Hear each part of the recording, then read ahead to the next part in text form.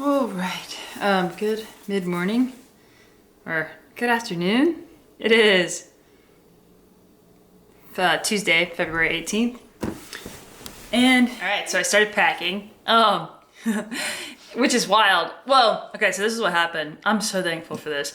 So I called my insurance and I found out my company, like I'll have insurance through the month of March, which thankfully March is a long month. So I'll have insurance through my company through March 31st, and then after that I'll figure out my own thing. But with that being said, because of my little visit to the hospital, I already met my deductible, so 100% of res will be covered.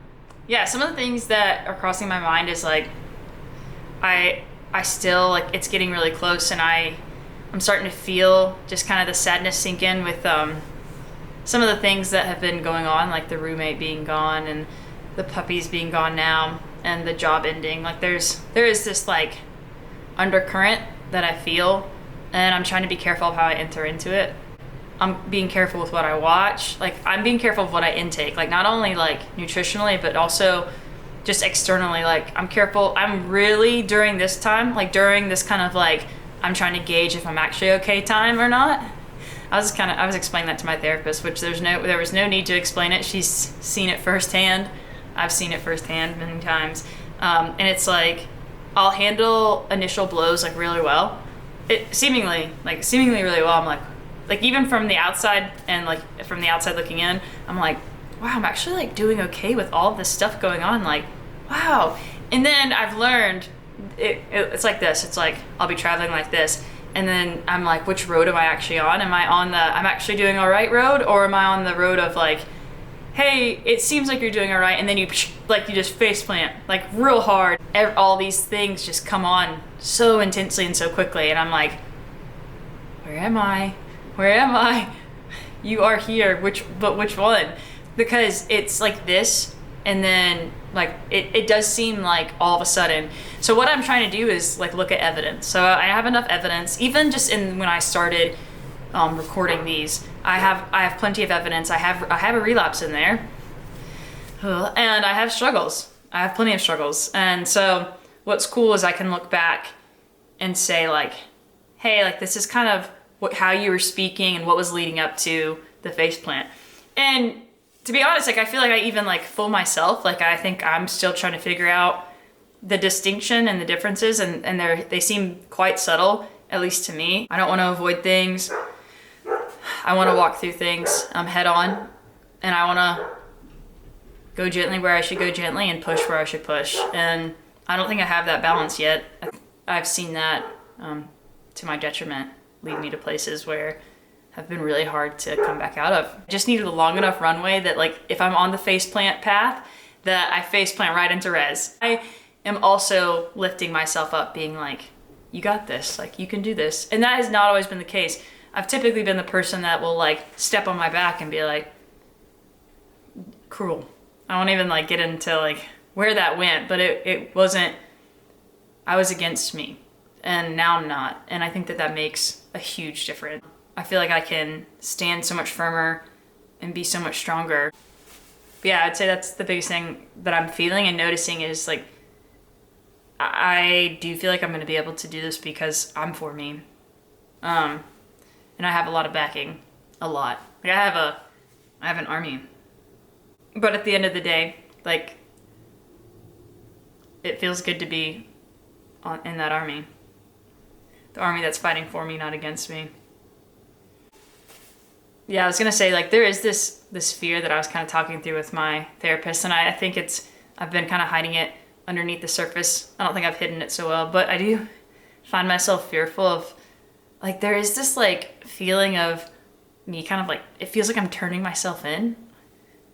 I don't know. Is that wild? Is that weird? I feel that though. I feel I'm kind of handing over the keys, handing over the control. This is completely voluntary. It's not jail. There's no, it's not that. It's not.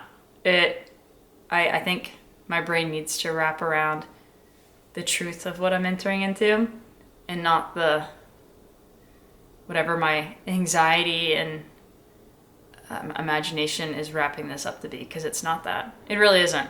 Hi. I'm gonna miss Kit. I wish you could come to res with me. Hi. I trust you. Mostly. Yeah, so I think it was just interesting. Yeah, today's been really good, and also just like some things have just popped up. So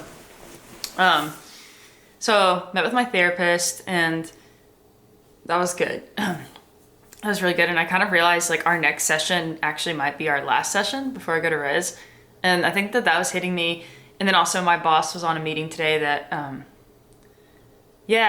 I wasn't expecting her to be on, and then just kind of a lot of that committee was just asking me kind of like what's next, and I don't think I had like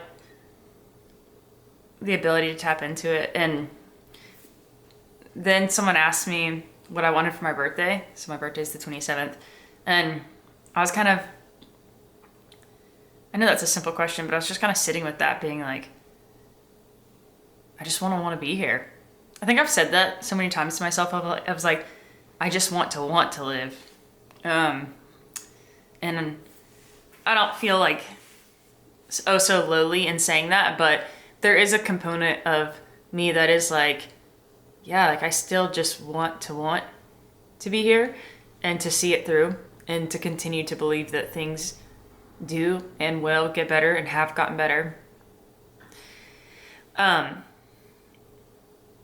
it's cool, just like when I was talking to my sponsor today, just like catching her up, I was just talking like, man, like look at what has come into place. Like, look at all the things that I was so anxious about that are falling into place in such a timely manner. And truly, like, I couldn't be more thankful. And it is quite incredible to see that happen so swiftly and so beautifully. And with that too, like, I think there's a part of me that's just like welcoming in grief and inviting it in and not pushing it away and letting tears fall, letting brokenness be seen, and just being raw and real. And there's something to that feels powerful and hard, because I know I come across as like joyful, and I am, and feels all over the place, but I had my final assessment today, and so that essentially is like kind of like a something you have to do before like going into residential treatment, or like I think any level of treatment. So like anytime I've switched like levels of care, I've gotten reassessed, and so this is kind of the assessment for res. I already knew the recommendation was res. I think it's just making sure like nothing new is up to like nothing too new is in play here, and asking certain questions. And then getting a start date on the books and things like that. And so one of the last questions that she asked me, the assessor, was like, what are your strengths? And I remember that from the last time, and I literally said this. I said, can't you just copy and paste that from the previous assessment? And the funny thing was I said that the last time I was assessed, but then the assessor ended up just like saying, well, I see this and this, and I was but this time I said that, and then I stopped and was like, no, like, let me do this. And so I just started answering like the question, and I think it like had me thinking of like I was kind of thinking about some of the language that I use of like putting the friend in and putting the coach in for myself. And I have had to change the coach approach a lot, because one, there wasn't a friend approach prior to treatment really. Two, coach before, like the coach side of me was just so intense, and I kind of had to break down like what a good coach is.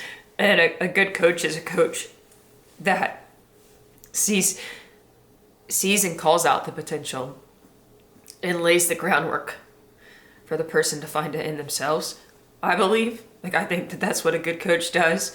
I think a good coach knows when to push and then knows when to go soft, knows when to encourage, and knows when to not break down, but knows when to teach.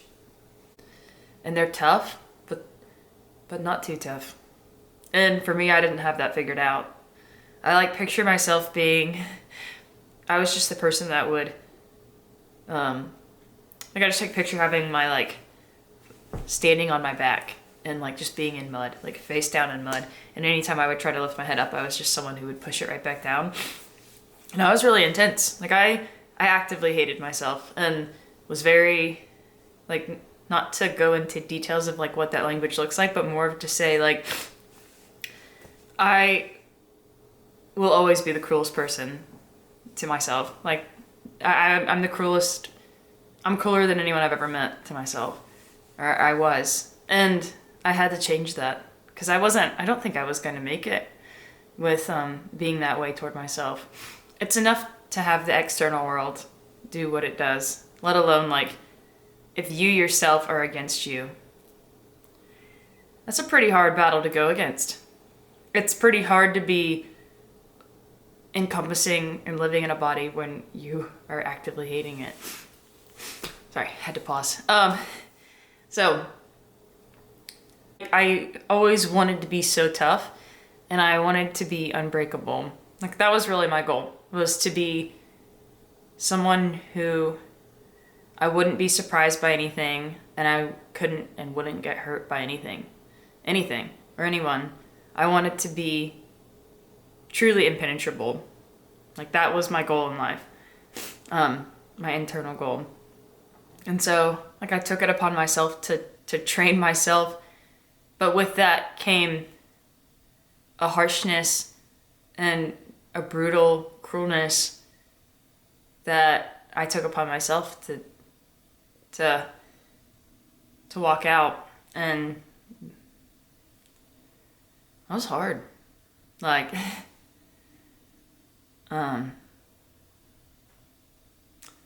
yeah, that's been hard. And I'm so thankful that I don't feel that way anymore. Actually, like I was just processing today and I was like, man, I always want to be so tough and I don't like weakness. But I'm honestly like, I'm finding that in loving myself, I'm so much more resilient. Like my resilience is so high when I actively am loving myself. Like I can handle the storms and the woes in life so much better when I'm loving myself than when I'm actively hating myself. And I was having a conversation with a coworker today and a friend, and I got to tell her that I was like, we're more than just coworkers. Like, I think the beauty in the last 5 years is that we've become friends. And she's in the field that I studied in, and she just said, she was like, we just got to be real. We've had some real conversations, but this was just like she called me after one of our meetings and just wanted to have a conversation. And she just said, you're so much more than you think you are.